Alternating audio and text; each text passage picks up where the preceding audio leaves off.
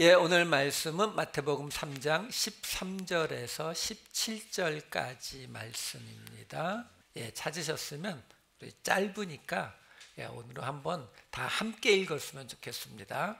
시작. 이때에 예수께서 갈릴리로부터 요단강에 이르러 요한에게 세례를 받으려 하시니 요한이 말려 이르되 내가 당신에게서 세례를 받아야 할 터인데 당신이 내게로 오시나이까. 예수께서 대답하여 이르시되 이제 허락하라. 우리가 이와 같이 하여 모든 의를 이루는 것이 합당하니라 하시니 이에 요한이 허락하는지라. 예수께서 세례를 받으시고 곧 물에서 올라오실새 하늘이 열리고 하나님의 성령이 비둘기같이 내려 자기 위에 임하심을 보시더니 하늘로부터 소리가 있어 말씀하시되 이는 내 사랑하는 아들이요 내 기뻐하는 자라 하시니라. 아멘.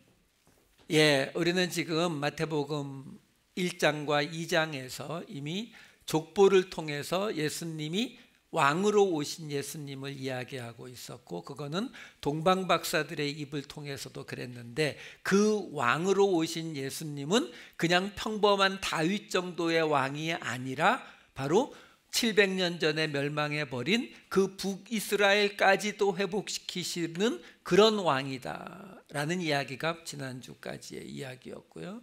예, 오늘은 이제 세례 요한의 이야기가 3장 1절부터 바로 오늘 읽은 이 본문 있는 이야기까지 3장 전체에 이 세례 요한과 관련된 이야기가 이어집니다. 자, 세례 요한 들어가기 전에 잠깐 다시 한번 제가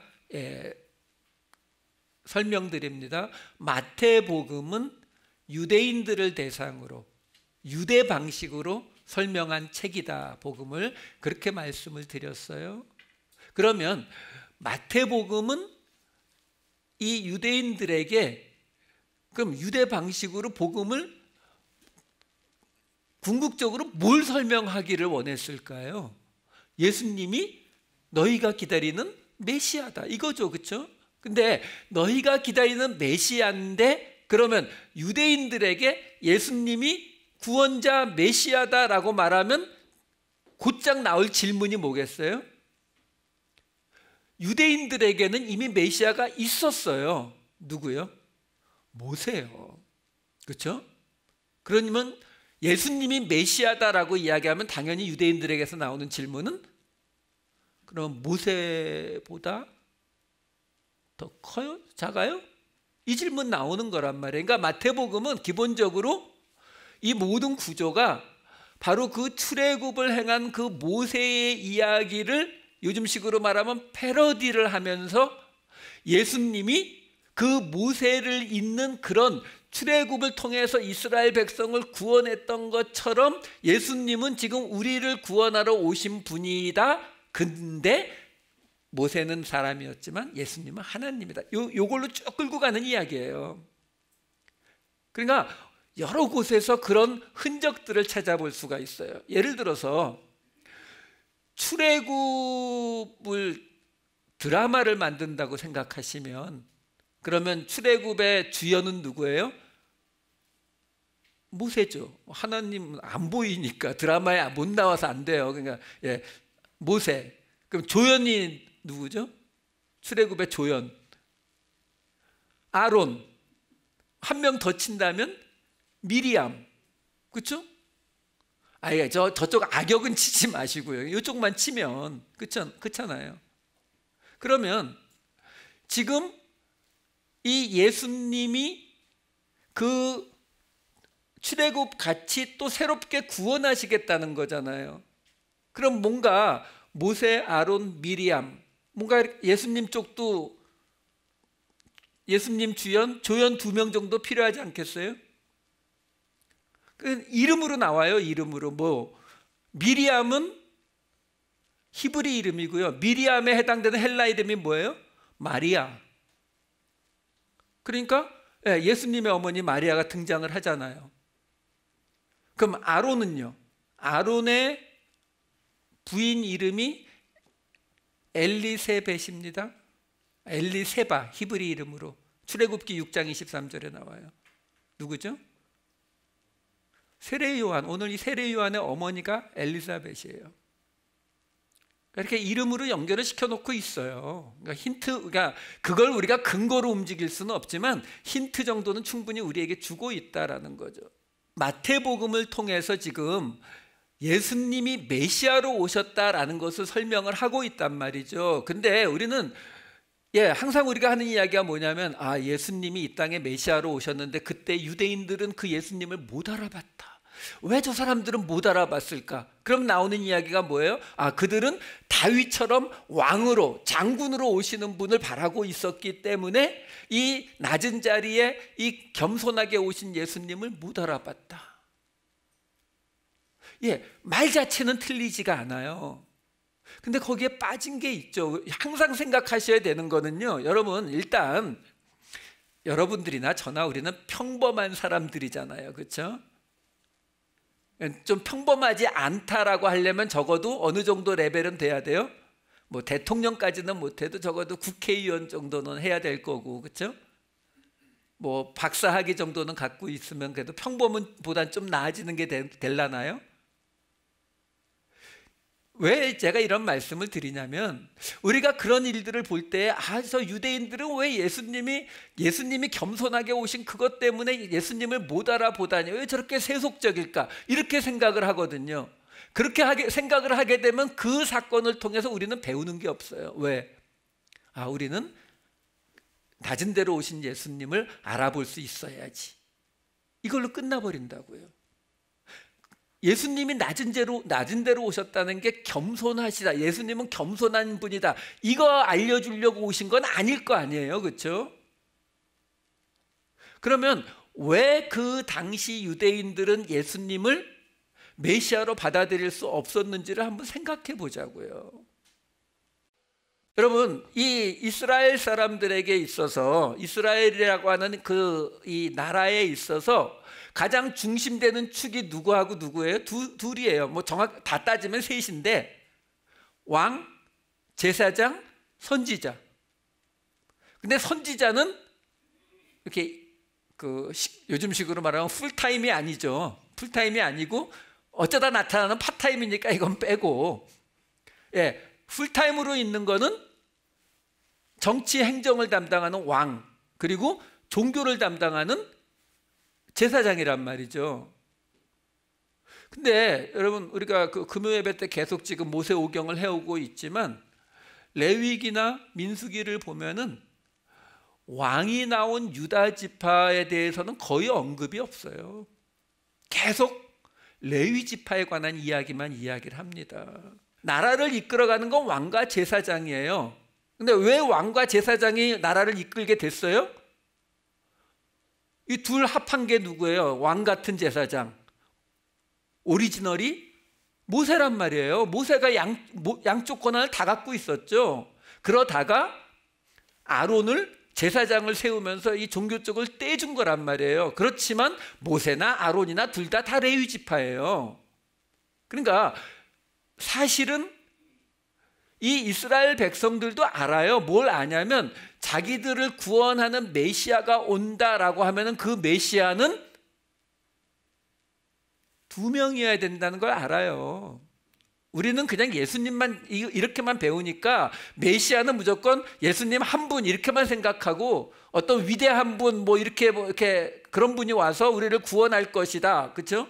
그래서 어떤 분들은 이만, 어떤 분 이렇게 생각하잖아요. 아니요. 실제로는 메시아가 둘이 필요하다니까요.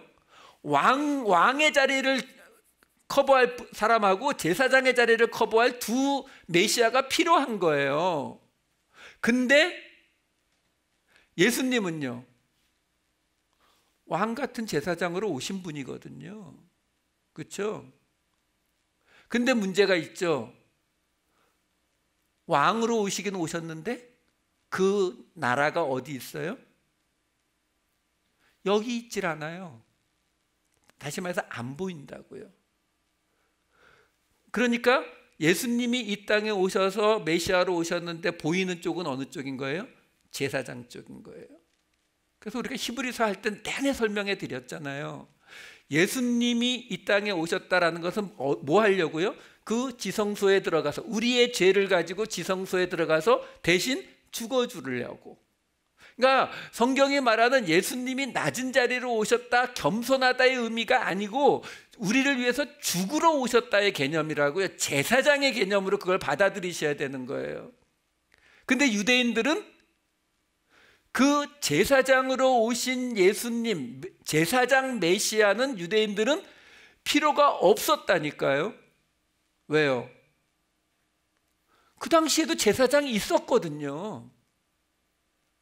예수님 그 순환당하는 거기 보면은 가야바 이름도 나오고 안나스 이름도 나오잖아요. 제사장이 있었단 말이에요. 그러니까 이 사람들은 제사장 지금 있으니까 우리는 왕이 필요했던 거죠. 이쪽은 지금 커버가 되고 있으니까 우리는 왕으로 오시는 메시아가 필요했기 때문에 제사장으로 오신 예수님이 그들에게 메시아로 보여지지 않았다라는 거예요. 여러분, 이 문제는 우리에게 생각보다 굉장히 심각한 문제를 하나 던져줘요. 뭐냐면 현실이에요. 이거는 어떤 성전 안에서의 이야기가 아니라 현재 내 옆에 있는 이 현실을 제대로 인식하지 못하면 우리를 구원하러 오신 예수 그리스도를 인식하지 못하게 될 수 있다라는 거예요. 여러분, 우리가 그동안 계속 보아왔던 게 뭐예요?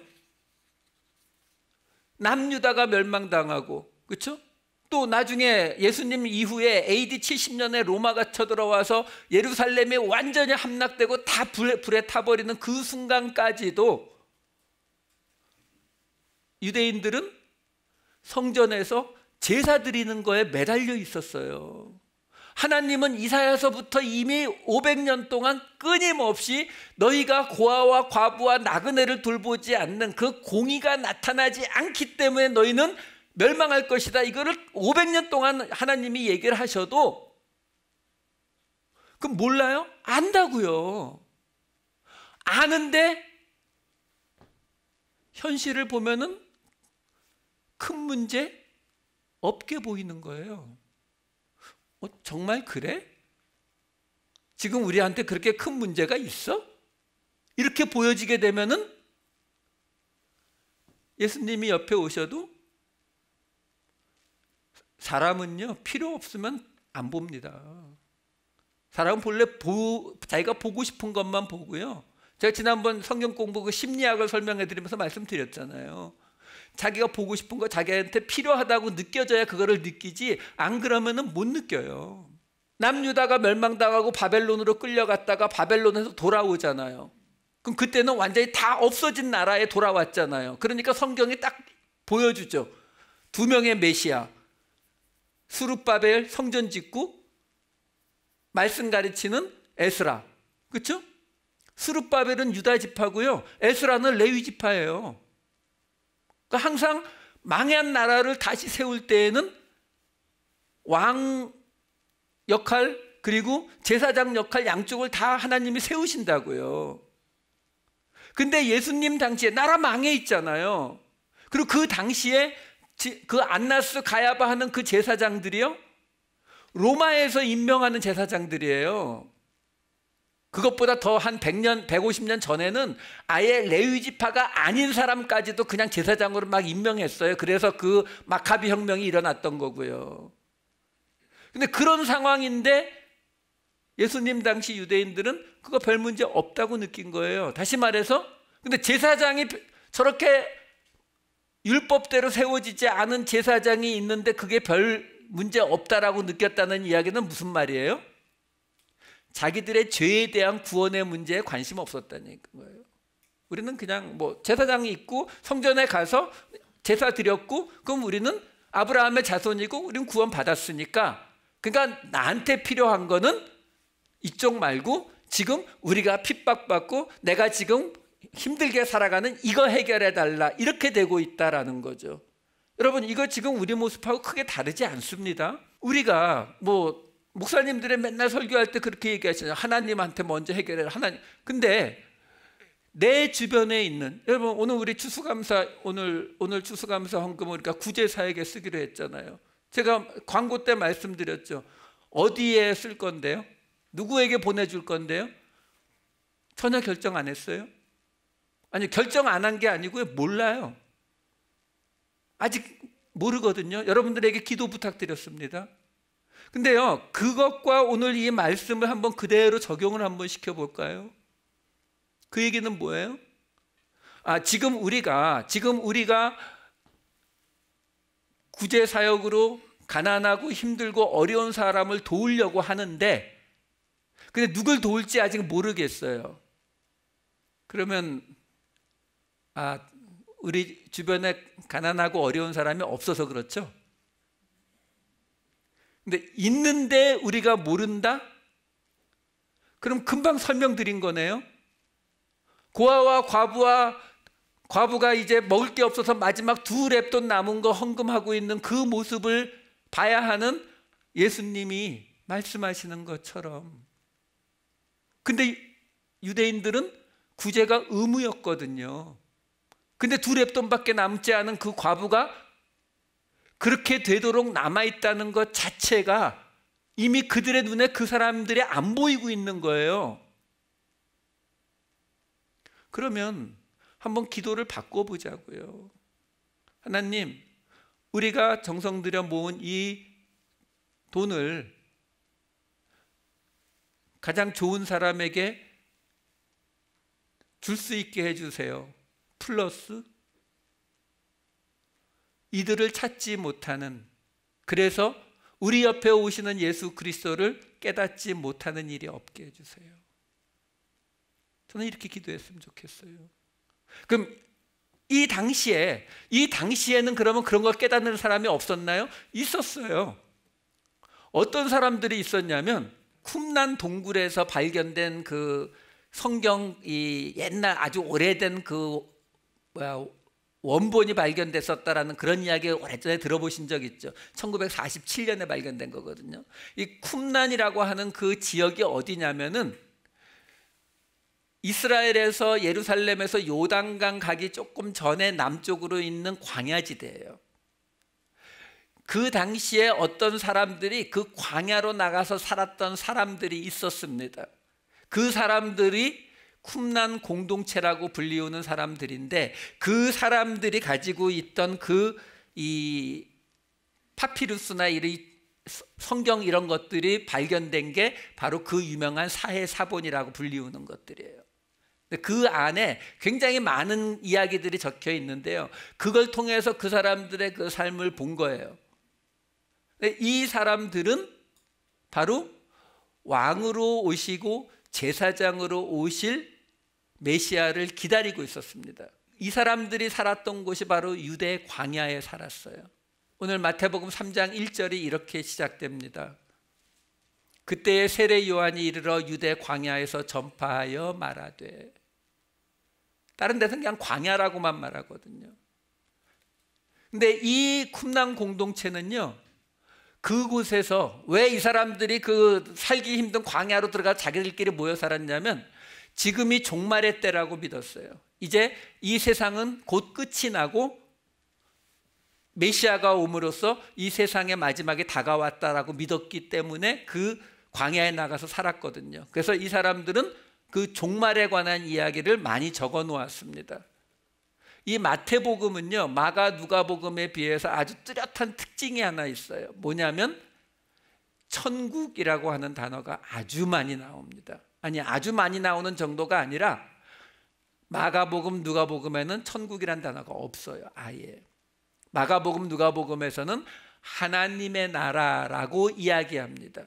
근데 마태복음은 하나님의 나라라고는 몇 개 안 나오고 대부분이 다 천국, 헬라어로 보면은 하늘의 나라, 바실레이아 톤 우라노스 이렇게 나와요. 왜? 이 사람들은 지금 이 땅의 마지막에 왔다고 믿었기 때문에 하늘에 있을 그 하나님의 나라를 기대하며 살았던 사람들이거든요. 그래서 오늘 이 3장 2절 말씀은 이렇게 이어지는 거예요. 회개하라, 천국이 가까이 왔느니라 하였으니. 이 세례 요한의 이야기에서 마가 누가복음에는 이런 이야기가 없습니다. 마태복음에만 나와요. 다시 말해서 지금 이걸 통해서 우리가 뭘 알 수 있어요?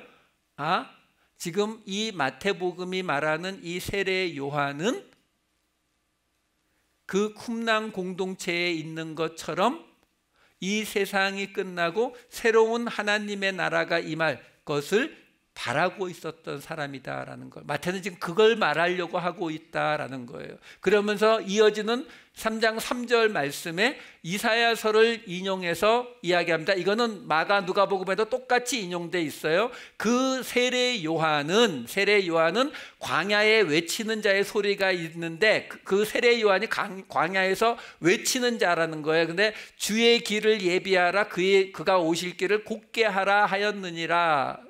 세례 요한은 예수님이 오실 그 길을 준비하는 자였다라는 거예요.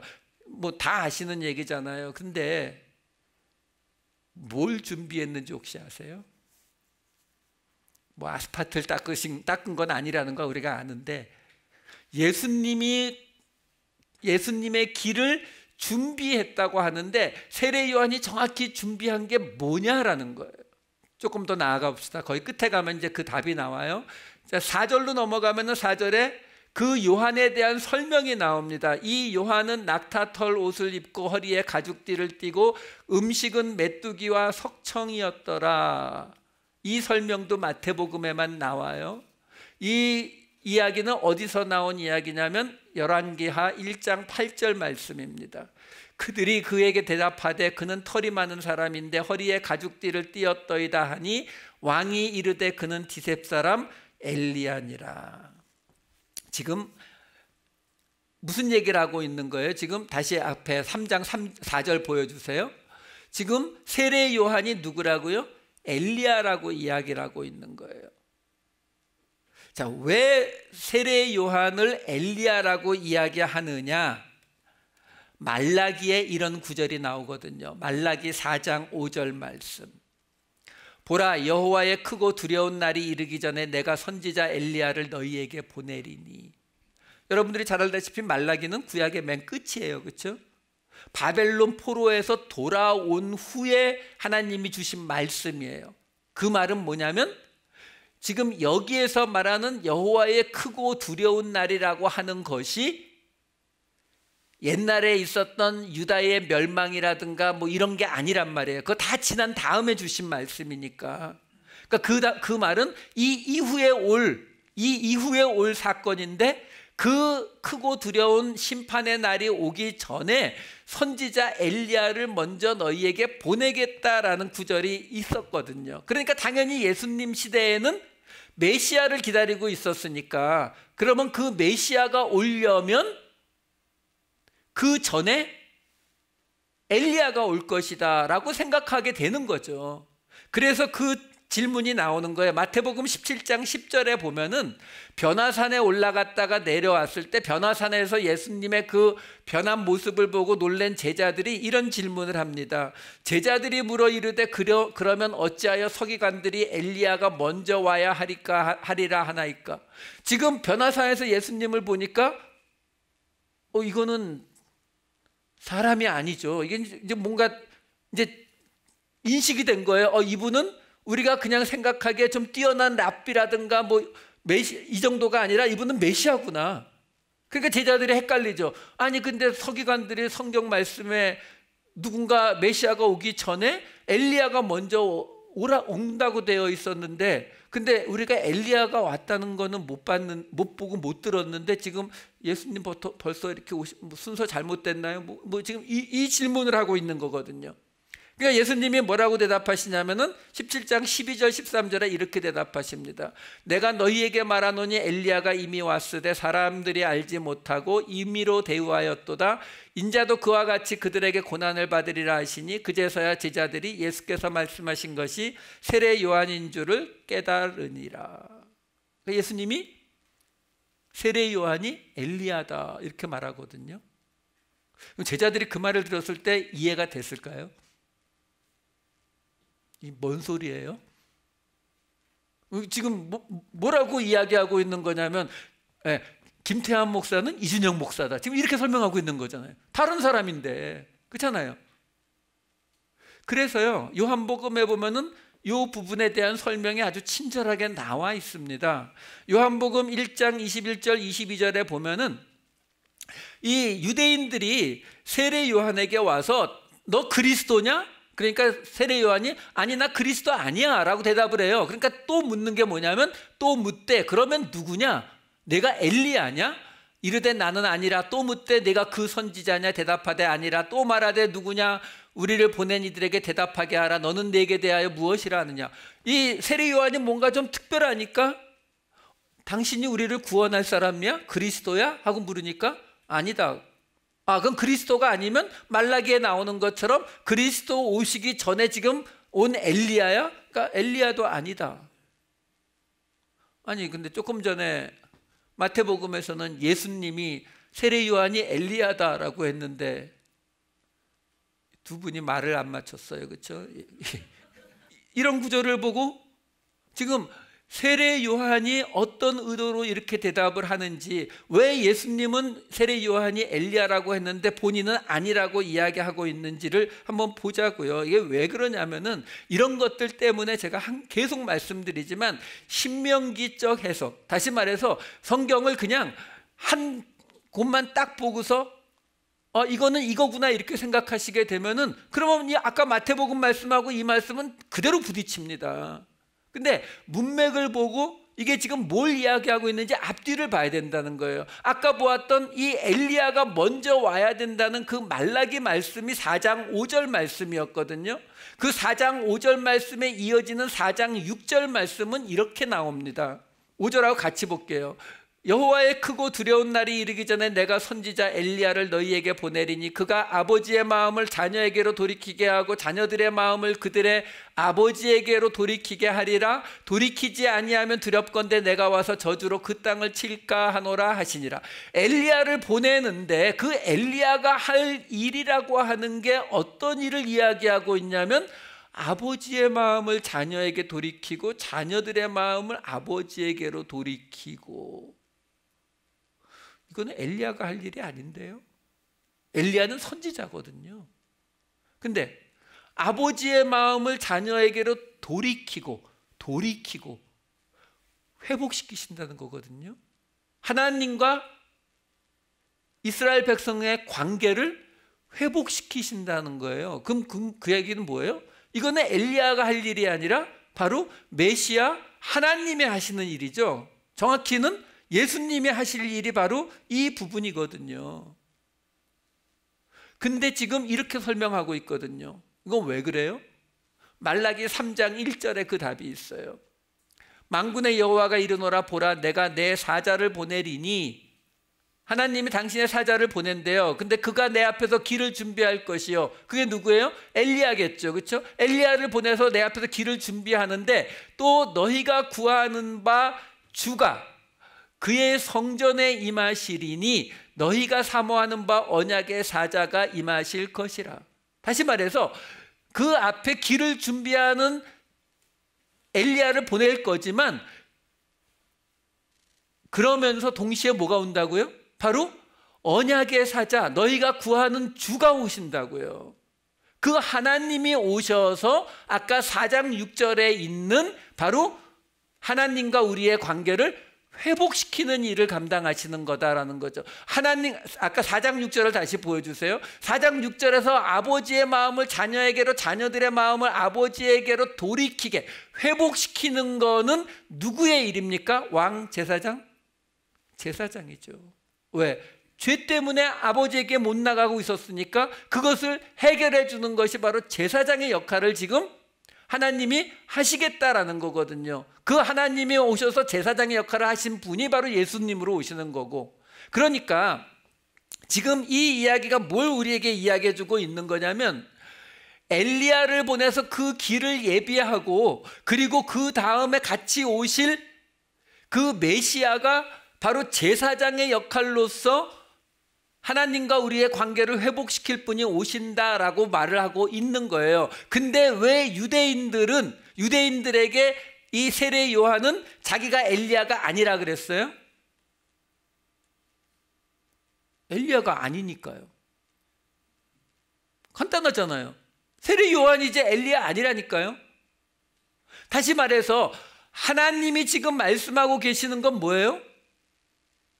맡겨진 일을 이야기하고 있는 거예요. 일, 역할.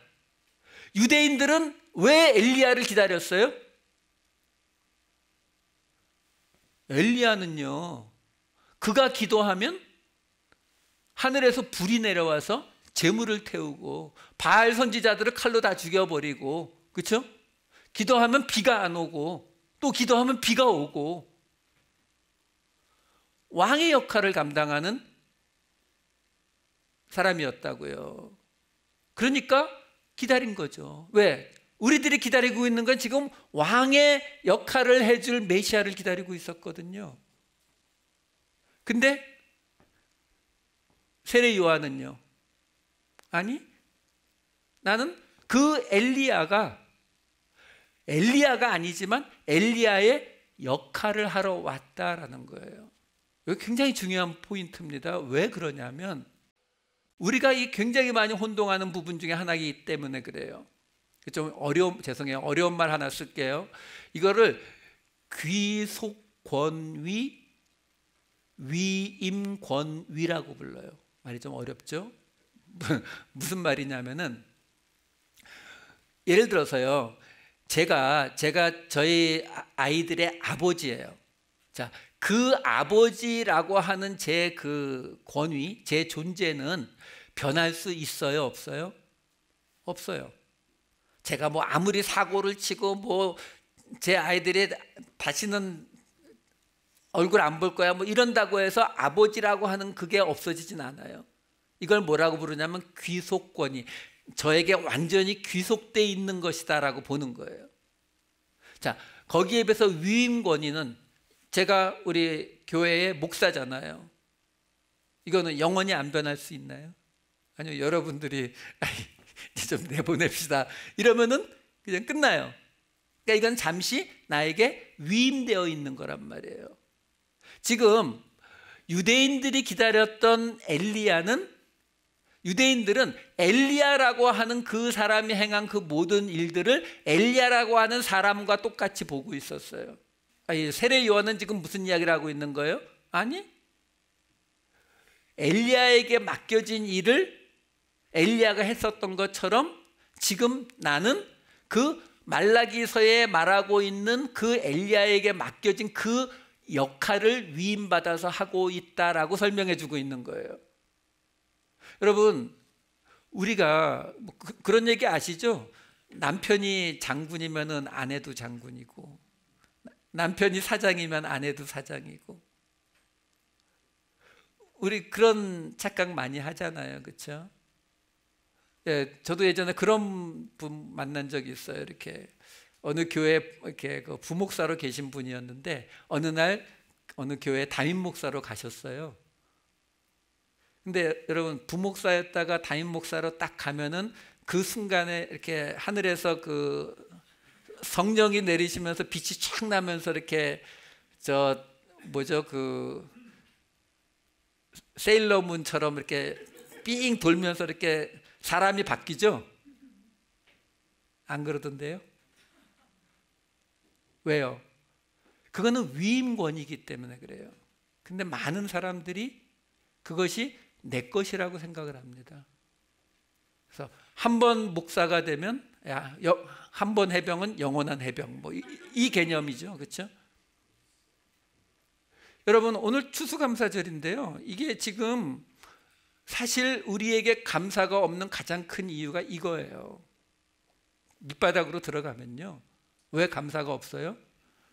내가 그동안 행한 것, 내가 가진 것, 내가 만들어 놓은 것, 그게 나에게 귀속되어 있는 거라고 생각하니까요.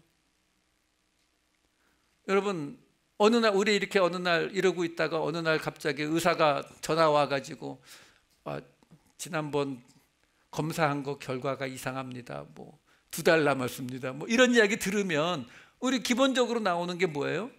하나님 어떻게 나한테 이럴 수 있어요? 이거 아니에요, 그렇죠? 근데 그런 얘기가 나오는 이유가 뭐예요? 우리는 마치 80년 또는 90년 정도를 사는 것이 내 권리라고 생각해요.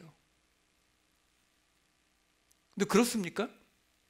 아니 그러면은 사고로 또는 병에 걸려서 일찍 돌아가시는 분들은 그러면 다 뭐 원한 설인 귀신 되는 거예요?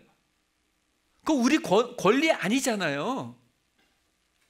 그럼 거꾸로 한번 생각해 보세요. 그런 간증들 많이 들으시잖아요. 뭐 의사가 뭐 몇 달 못 산다라고 했는데 하나님 앞에 간절히 기도하면서 치료받았는데 지금 3년째 살고 있다, 5년째 살고 있다 이러면 그분들에게서 나오는 얘기가 뭐예요? 감사죠. 여러분, 내가 아무리 어떤 하나님의 일을 잘 감당했다고 해도 나는 그걸 맡겨진 일을 감당한 거예요. 그게 나 본인과는 아무 상관이 없다니까요. 그래야 죄인 중에 괴수입니다, 무익한 종입니다라는 고백이 나오고, 그래야 지금 내가 누리고 내가 가지고 있는 그것들에 대해서 감사가 나올 수 있는 거지. 그냥 그런 거 전혀 없이 추수감사절이니까 우리 감사합시다. 감사. 그건 립서비스예요. 아니요. 지금 이 세례 요한은 유대인들에게 분명히 그 이야기를 해주고 있는 거예요. 아니요, 나는 지금 요 역할을 하고 있는 것뿐입니다. 그러니까 그거에 대해서 예수님이 이렇게 아주 잘 설명해 주시죠. 마태복음 11장 13절에서 15절 말씀 보지요. 모든 선지자와 율법이 예언한 것은 요한까지니 만일 너희가 즐겨 받을진대 오리라 한 엘리야가 곧 이 사람이니라. 귀 있는 자는 들을지어다. 예수님이 지금 이 말씀을 왜 하고 있어요? 보세요. 요한이라고 하는 사람이 어떤 사람이라고요? 말라기서에 인용된 그 엘리야라면, 그러면 예수님이 누가 돼요? 이 오래된 시대를 끝내는 메시아로 오시는 거잖아요. 그럼 메시아로 오셨다라는 이야기는 거꾸로 가자고요. 예수님이 메시아라고 하는 것이 믿어지면, 그러면 요한은 어떤 사람이에요? 구약의 선지자와 율법이 예언한 것의 맨 마지막 사람. 그러니까 너희가 즐겨 받을진대, 너희가 내가 메시아라고 하는 것이 믿어진다면 말라기에 말한 엘리야, 오리라 한 엘리야가 바로 이 세례 요한이야. 그거 설명해 주는 이야기예요. 오늘 본문입니다. 그 예수님이 이제 요단강가에 가서 세례 요한에게 세례를 받는데, 마가복음과 누가복음에서는 이 이야기가 굉장히 짧게 기록되어 있어요. 그냥 예수님이 세례를 받고 세례를 받았더니 하늘에서 이는 내 사랑하는 아들이요 기뻐하는 자라라는 소리가 들렸다, 요거만 나와 있거든요. 마태복음은 오늘 본문에도 그 얘기는 똑같이 나와 있는데 마태복음에는 없는 이야기가 들어가 있는 거예요. 세례 요한과 예수님의 대화가 들어가 있죠. 오늘 본문 14절 15절을 다시 볼게요. 요한이 말려 이르되 내가 당신에게서 세례를 받아야 할 터인데 당신이 내게로 오시나이까. 예수께서 대답하여 이르시되 이제 허락하라. 우리가 이와 같이 하여 모든 의를 이루는 것이 합당하니라 하시니 이에 요한이 허락하는지라. 여기서 지금 예수님이 당신이 세례를 받아야 되는 이유를 뭐라고 설명하고 계시냐면은 모든 의를 이룬다라고 설명을 하고 있어요. 근데 성경에서 의롭다라는 이야기가 나오면 의로우신 분은 하나님 한 분밖에 없습니다. 의라고 하는 건 하나님께 속한 거거든요. 그러면 전에도 한번 설명드렸죠. 하나님의 의로우심은 뭘 말한다고요? 우리는 하나님에 대해서 알지 못하기 때문에 하나님이 의로운지 아닌지도 몰라요. 우리가 아는 하나님의 의로우심은 딱 하나, 우리를 구원하시는 분. 그렇죠? 우리를 구원하시는 그 하나님의 의로움을 이루는 것이, 그 모든 하나님의 의로움을 이루는 것이 뭐라고요? 예수 그리스도가 세례를 받는 거라고요. 왜요? 본래 세례가 뭔데요? 고린도전서 10장 1절에서 2절 말씀이요. 형제들아 나는 너희가 알지 못하기를 원하지 아니하노니 우리 조상들이 다 구름 아래에 있고 바다 가운데로 지나며 모세에게 속하여 다 구름과 바다에서 세례를 받고, 무슨 이야기를 하고 있어요? 바로 출애굽의 그 홍해 바다를 건너온 것이 바로 세례를 받은 것이라고 이야기하고 있잖아요. 그 출애굽의 그 홍해바다를 건너온 것이 바로 종되었던 옛사람을 죽고 새로운 하나님의 사람으로 태어나는 그 세례를 이야기하고 있는 거거든요. 근데 예수님이 이제 다시 세례를 받으시겠다라는 거죠. 무슨 말이에요? 죽으시겠다라고 말씀하고 계시는 거예요. 예수님이 이제 죽으심으로 통해서 새로운 출애굽, 새로운 구원을 이루시겠다라고 말씀하시는 거거든요. 그래야 되니까 나에게 세례를 주라라고 하니까 세례 요한이 세례를 주었다. 결국 율법과 선지자의 시대가 끝나고 이제 두 번째 새로운 출애굽, 두 번째 새로운 메시아로 오시는데 그분은 자기가 죽는 것을 통해서 제사장의 역할을 통해서 우리를 구원하러 오신 메시아다라는 것을 설명해 주고 있다라는 거예요. 여러분, 예수님을 믿는다라고 하는 것은요, 이 새롭게 열려지는 시대를 받아들이시는 거예요. 오죽하면은 사도 바울이 옛사람이 죽고라고 맨날 이야기하잖아요. 왜? 이제 새로운 시대를 살아가야 되는 것이기 때문에요. 유대인들이 왜 제사장이신 예수를 받아들이지 못하고 왕이신 예수를 찾다가 예수님을 못 알아봤습니까? 그들이 무식하거나 그들이 둔해서가 아니죠. 왜? 그들은 지금 현재 있는 그 제사장 시스템 안에서 가장 좋은 것을 누리고 있던 사람들이란 말이에요.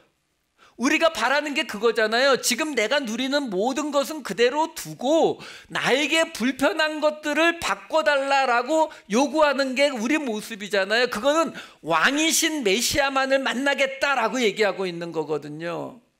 아니요.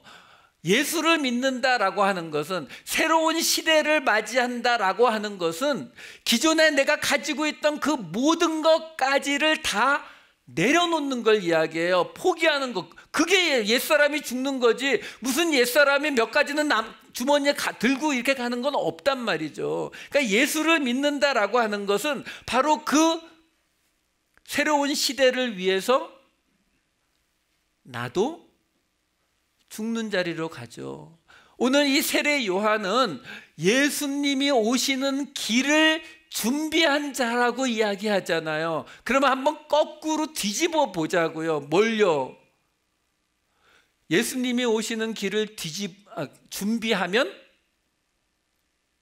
예수님이 오신다. 그렇죠? 그러면 우리가 꼭 나에게뿐만이 아니라 내가 사랑하는 어떤 사람이 예수님을 만나기를 원하고 예수님을 함께 하게 되기를 원한다면 예수님의 길을 예비하시는 이 세례 요한의 길을 감당하시라는 거예요. 그 세례 요한의 길이 뭐라고요? 새로운 시대가 열리는 그 일을 위해서 나는 마지막 시대를 끌어안고 죽는 자리로 내려가는 거예요. 내게 편했던, 내게 익숙했던 그 모든 시대를 끌어안고 그 시대의 문을 닫고 새 시대를 열어서 예수 그리스도로 하여금 걸어가게 하시는 거예요. 예수 그리스도와 함께 새로운 시대를 열어가시는 저와 여러분 되시기를 우리 주 예수 그리스도의 이름으로 축원드립니다.